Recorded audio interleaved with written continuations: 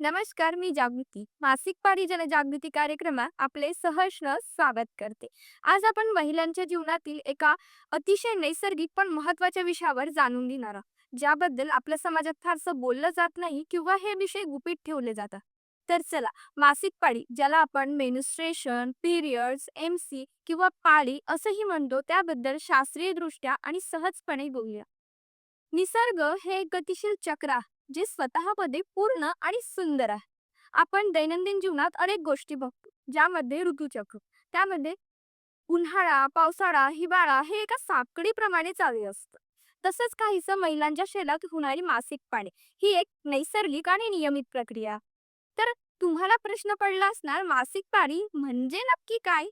तर मासिक पाळी मुलीचे शरीर वयात येताना बाळाला जन्म देण्यासाठी म्हणजेच गर्भधारणेसाठी तयार होत असतं. गर्भाशय, त्याला आपण युटेरस असंही म्हणतो, ते म्हणजे बाळ वाढवण्याची जागा. महिलांच्या शरीरात गर्भधारणेसाठी प्रत्येक महिन्याला एक पातळ थर तयार होतो.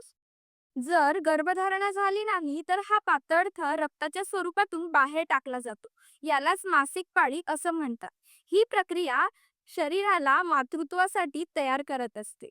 मासिक पाळी म्हणजे आई होण्याच्या प्रवासातील महिलेचं पहिलं पाऊल.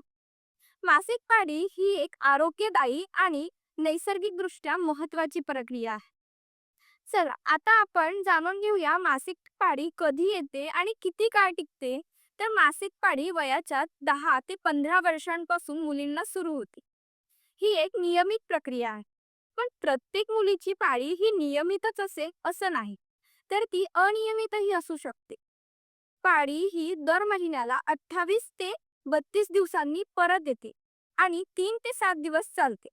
वयाच्या 40 ते 50 वर्षांपर्यंत येत राहते.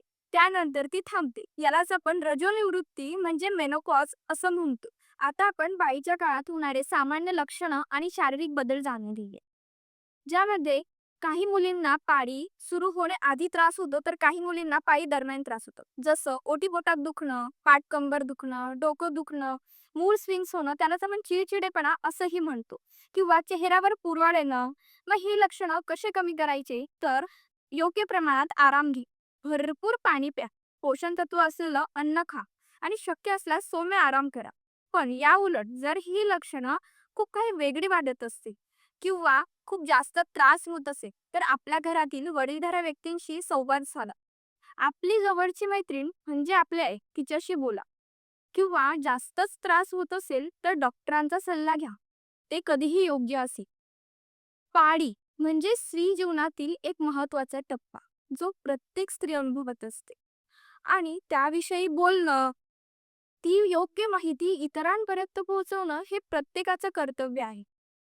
कृपया हा व्हिडिओ आपल्या घरातील बहिणींना, आपल्या समाजातील महिलांना पोहोचवा, जेणेकरून आपल्या समाजामध्ये पाळीविषयी खरी, योग्य आणि विज्ञानभरित माहिती ही इतरांपर्यंत पोहोचेल.